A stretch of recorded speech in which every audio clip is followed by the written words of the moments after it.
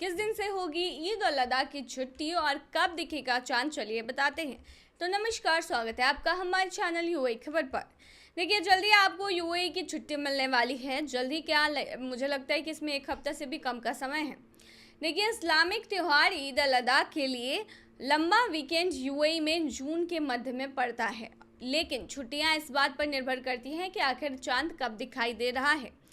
गुरुवार 6 जून को ये देखा जाएगा। देखिए, निवासियों को वीकेंड सहित 4 या 5 दिन की छुट्टी मिलेगी, जो इस बात पर निर्भर करेगी कि आखिर चांद दिखाई कब दे रहा है। यह छुट्टी इस्लाम के सबसे पवित्र दिन अराफा दिवस और ईद उल अदा त्योहार को चिन्हित करने के लिए दी जाती है। इस्लामी त्योहार की गणना यानी कैलकुलेशन हिजरी कैलेंडर के महीनों के अनुसार की जाती है, जिसकी शुरुआत और समाप्ति क्रिसेंट मून के देखने पर निर्धारित होती है। देखिए, यूएई सहित अरब दुनिया के अधिकांश देश हिजरी कैलेंडर महीने धुलकदा की 29 तारीख को अर्ध चंद्राकार चंद्रमा की तलाश करेंगे, जो 6 जून को है।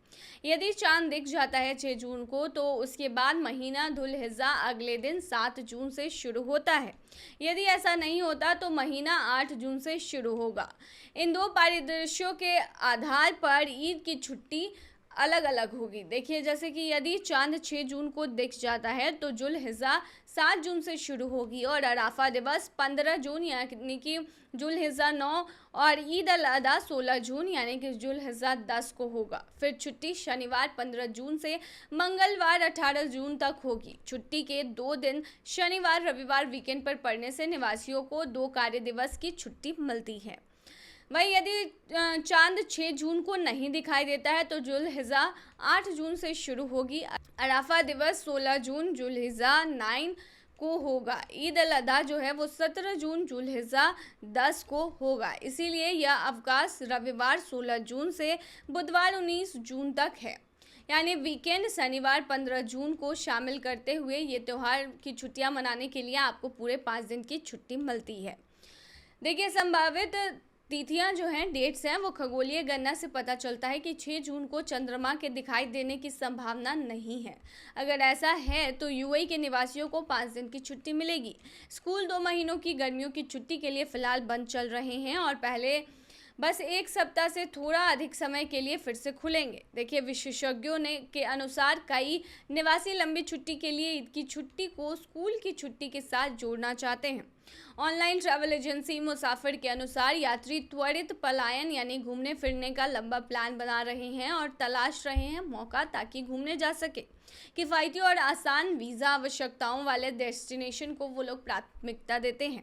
हालांकि मांग बढ़ने के साथ हवाई किराए में भी वृद्धि हो रही है। तो ट्रैवल ऐप वीगो ने कहा कि कुछ डेस्टिनेशंस के लिए हवाई किराए में 64% तक की वृद्धि देखी गई है। ट्रैवल वेबसाइट स्काई स्कैनर ने पहले कहा था कि ईद की छुट्टी या गर्मियों की छुट्टियों की शुरुआत में उड़ान भरने की चाह रखने वालों को सबसे अच्छे सौदे नहीं मिलेंगे। इसने निवासियों को सस्ती छुट्टियों के लिए अगस्त की तारीखों पर विचार करने की सलाह दी थी। भारतीय एम्बेसी ने लोगों को चेताया, कह दी बड़ी बात। देखिए, भारतीय एम्बेसी ने अपने नागरिकों को चेताया है। बता दें कि म्यांमार में भारतीय युवाओं को निशाना बनाया जा रहा है और उन्हें फर्जी नौकरी का झांसा दिया जा रहा है। म्यांमार में भारतीय दूतावास ने युवाओं को निशाना बनाने वाले फर्जी नौकरी रैकेट से दूर रहने की चेतावनी जारी की है। भारतीय दूतावास द्वारा जारी एक परामर्श में कहा गया है कि ऐसी घटनाओं में वृद्धि दर्ज की गई है और लोगों को याद दिलाया गया है कि दूतावास से पहले जांच किए बिना किसी भी नौकरी के प्रस्ताव को एक्सेप्ट ना करें। म्यांमार में भारतीय दूतावास ने सोमवार को एक प्रेस रिलीज में कहा कि म्यांमार थाईलैंड सीमा पर मेवाड़ी क्षेत्र में सक्रिय अंतर्राष्ट्रीय अपराध सिंडिकेट के शिकार होने वाले भारतीय नागरिकों की घटनाओं में वृद्धि हुई है। हम संबंधित भारतीय दूतावास से परामर्श किए बिना इस तरह कि किसी भी नौकरी के प्रस्ताव को स्वीकार न करने के लिए इस विषय पर अपनी सलाह का पालन करने के महत्व पर फिर से जोर देंगे। रिलीज में आगे कहा गया कि यह परामर्श दूतावास द्वारा पहले जारी की गई इसी तरह की सलाह के क्रम में जारी किया जा रहा है। एक्स पर एक पोस्ट में भारतीय दूतावास ने कहा है कि वे भारतीय नागरिकों की सुरक्षा और बचाव के लिए संबंधित अधिकारियों के साथ मिलकर काम कर रहे हैं। हाल ही में मेवाड़ी शहर के दक्षिण में फालू क्षेत्र में एक नया स्थान सामने आया है, जहां अधिकांश भारतीय पीड़ितों को भारत के साथ साथ मलेशिया, यूएई आदि देशों से भर्ती किए जाने के बाद थाईलैंड के माध्यम से तस्करी करके लाया जा रहा है। जो भी अभी चल रहा है उसको देखते हुए यह दोहराया जाता है कि भारतीय नागरिकों को सोशल मीडिया प्लेटफॉर्म या अन्य अनवेरिफाइड सोर्सेज के माध्यम से पेश किए गए ऐसे नौकरी के प्रस्तावों को स्वीकार नहीं करना चाहिए। भारतीय नागरिकों को सलाह दी जाती है कि वे उस देश में स्थित भारतीय दूतावास के माध्यम से विदेशी नियोक्ताओं की साख की जांच यानी कि वेरिफिकेशन करें। विदेश में किसी भी नौकरी की पेशकश को स्वीकार करने से पहले भर्ती एजेंटों के साथ साथ कंपनियों के पीछे रिकॉर्ड की जांच भी की जानी चाहिए। इस संबंध में म्यांमार से संबंधित किसी भी प्रश्न के लिए भारतीय दूतावास यांगून से ईमेल और cons.yangoon@mea.gov.in मोबाइल नंबर 9595419602 पर व्हाट्सएप या फिर वाइबर सिग्नल के माध्यम से संपर्क किया जा सकता है और आप अधिक जानकारी पा सकते हैं। बिना ट्रैवल एजेंट के भी वीज़ा कर सकते हैं अप्लाई। देखिए, अगर आप यूएई घूमना चाहते हैं और किसी ट्रैवल एजेंट पर डिपेंडेंट नहीं रहना चाहते हैं तो बता दें कि आप खुद से भी अप्लाई कर सकते हैं। क्या पूरा प्रोसेस है, क्या क्या डॉक्यूमेंट्स लगेगा, किस तरीके से अप्लाई करना है, तो ये सारी चीज़ें हम आपको इस वीडियो में बताएंगे, तो बने रहिएगा अंत तक। सबसे पहले जान लीजिए दुबई वीज़ा के प्रकार। तो देखिए, दुबई में बहुत सारे वीज़ा हैं, लेकिन घूमने के लिए भी विभिन्न वीज़ाएँ जो हैं वो उपलब्ध है, जिसमें से मेन जो है वो टूरिस्ट वीज़ा है, जो आमतौर पर 30 दिनों के लिए होता है और इसे 30 दिनों के लिए बढ़ाया भी जा सकता है।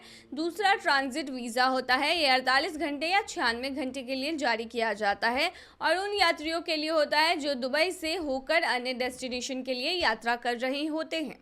तीसरा वीज़ा होता है बिजनेस वीज़ा। ये व्यापारिक उद्देश्यों के लिए होता है और इसकी जो अवधि होती है वो आपकी यात्रा के उद्देश्य के आधार पर अलग हो सकती है। तो वीज़ा अप्लाई करने के लिए किन डॉक्यूमेंट्स की आवश्यकता होगी, तो बता दें कि दुबई वीज़ा के लिए अप्लाई करने के लिए आपको कुछ डॉक्यूमेंट्स तो तैयार करके रखने होंगे, जैसे कि पासपोर्ट। आपका पासपोर्ट कम से कम 6 महीने के लिए वैलिड होना चाहिए और उसमें खाली पेज भी होने चाहिए। पासपोर्ट साइज फ़ोटो, हाल की पासपोर्ट साइज फ़ोटो देनी होगी आपको, जो कि सफ़ेद बैकग्राउंड का होना चाहिए। फ़्लाइट की टिकट, दुबई जाने और वापसी की फ़्लाइट की टिकट भी आपको लगेगी।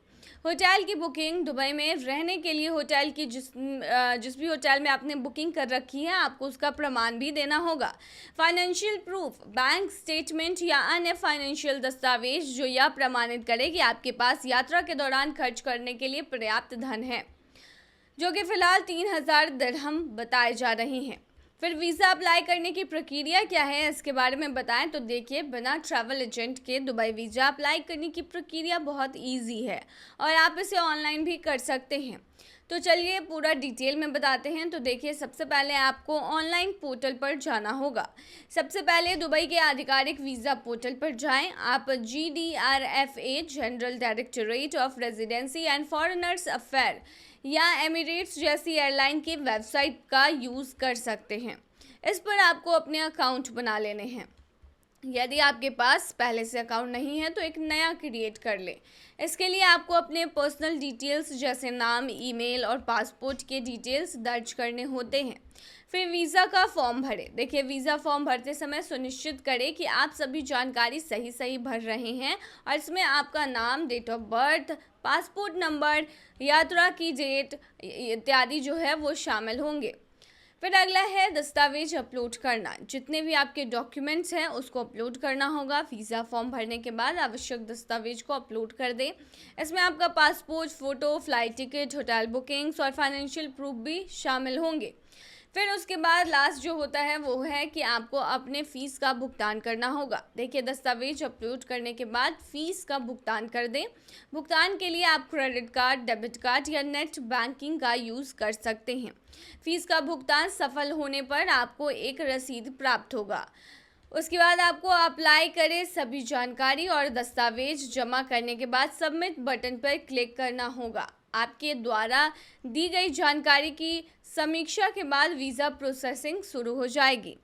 देखिए, आमतौर पर दुबई वीज़ा प्रोसेसिंग में 3 से 5 वर्किंग डेज लगते हैं। हालांकि ये समय अलग अलग परिस्थितियों के अनुसार बदल सकता है, इसीलिए आपको अपनी यात्रा की तारीख से कुछ सप्ताह पहले वीज़ा अप्लाई करना चाहिए ताकि किसी भी देरी की स्थिति में आप समय पर अपना वीज़ा प्राप्त कर सकें।